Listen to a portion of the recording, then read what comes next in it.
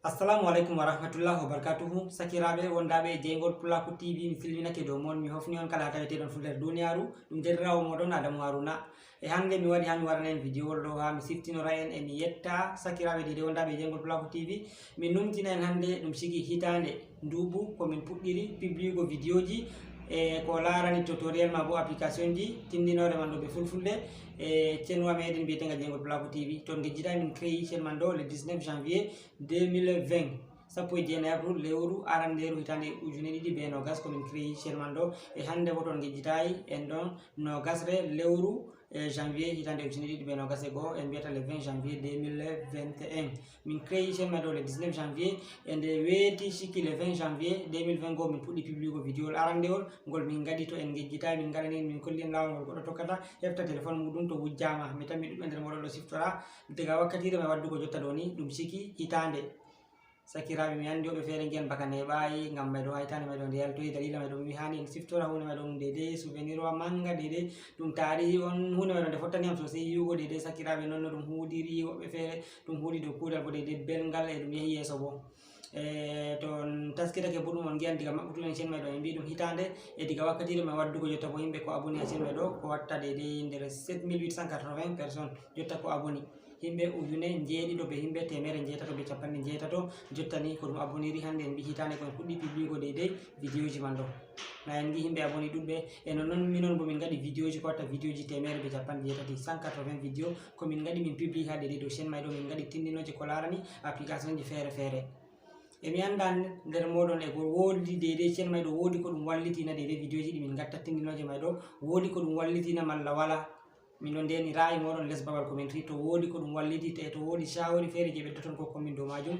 e nonnon bo miɗo yetta dede ɓen siportuɓe dede komin gatta mai kala nde min gaɗi fu ɓe ndara, ɓen abonuɓe e chaîne mai ɗo, ɓen partage oɓe, ɓen waɗoɓe like e ɓen waɗoɓe commentary. ɗuɓɓe nder moɗon ɗuɓɓe nder moɗon ballitake min dow ko larani chaîne mai diga e dabare e shawari e ko nandi be majum. ɗuɓɓe nder moɗon ballitake min ngam mai ɗo min getti on sosai. e nonnon bo min ɗo kokka sakiraɓe ɗuɗɓe muñal. en andi kodal kal ɗum catɗum e yake feere bo ɗum ɗuuɗa isin ko larani message ji. woɓɓe feere to hakkilayi a tawa ko waƴami min application feere min keɓa min gaɗanma, ko waƴami min hunde feere min keɓayi min tindinmani ko nandi be majum ni.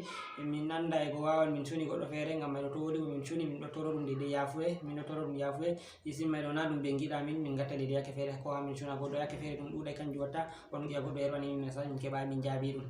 yawwa ngam mai ɗo mi tammi sakiraɓe on ɗon gondi be amin manta noon no min gontiri be moɗon.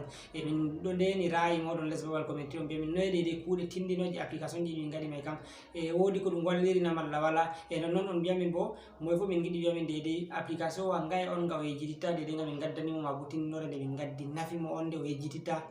o laari tindinore mai ɗo ha jeygol Pulaku TV, o naftiri be tindinore mai ɗo bo nde nafimo, o nani belɗum mare sosai. min ɗo ndeni ra'ayi moɗon les babal commentary on bindana min heɓa ha min paama. e nonnon bo Salih Hassan neliyam ha moɗon o wi mi yettinanamo dedei yettore mako hanko fu. to gejjitayi be Salih Hassan min créé chaîne mai ɗo nde en mbi le 19 janvier 2020 min ɗon gaɗita vidéo ji mai ɗo dedei ha waddugo wakkatire nde jotta. jotta bo Salih Hassan oɗo tawe ha Lagos lesdi Nigeria, e min bo miɗo tawi ha Sénégal. min gondayama min ɗo kuuɗa ɓe banni man fu. o matini bo mi yettinana on dedei kofgol mako e yettore mako e dedei hanko bo ɗo hokka on muñal to dedei wodi mo o suni. an andi dedei kuuɗal hakkude e ɓiɓɓe adama en kam yake feere a wawan a suna goɗɗo feere fu an a anda. ngam mai ɗo min ɗo toro on yafuya sakiraɓe. e nonnon bo noye ra'ayi moɗon vidéo ji mai to ɗum ɗo yahima min continue a waddango en vidéo ji tindinoje ko larani haala téléphone ji meɗen. e to wodi idée ko dabare ko shawari ko wallide feere je mbawaton wallirgo min ni ko dabareji batta min mati on mbawa matugo min dow numéro ji amin ɗi mi tan mi hokkugo yeeso ɗo on mbiya min hani min puɗɗa waddugo programme ji goɗɗi bo dedei ballitittoɗi sakiraɓe.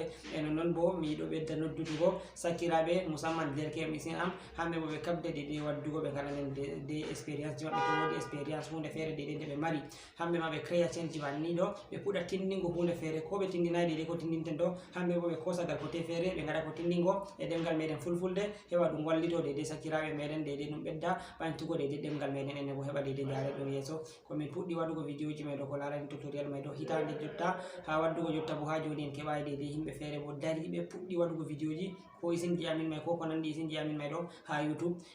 nden bo ɗum hunde on dedei nde hanuno en kaftano ɗum enen ma heɓa en ɓanta ɗemgal meɗen wona kala ko gatten fu ɓe ɗemgal meɗen gareten kadum enen e enen.